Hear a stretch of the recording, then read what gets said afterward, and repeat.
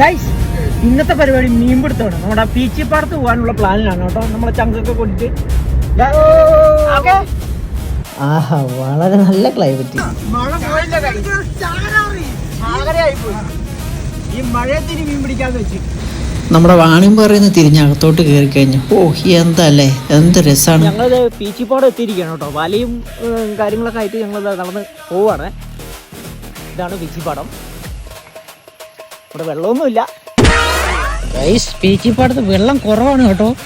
ഞങ്ങൾ വലിയ കാര്യത്തിൽ വലിയ നീന്തി കുളിക്കാന്നൊക്കെ പറഞ്ഞ് വന്നാണ്. ഇനിയിപ്പോൾ ഈ കുടിക്കാൻ ഉള്ള വെള്ളത്തിൽ നീന്തേണ്ടി വരും.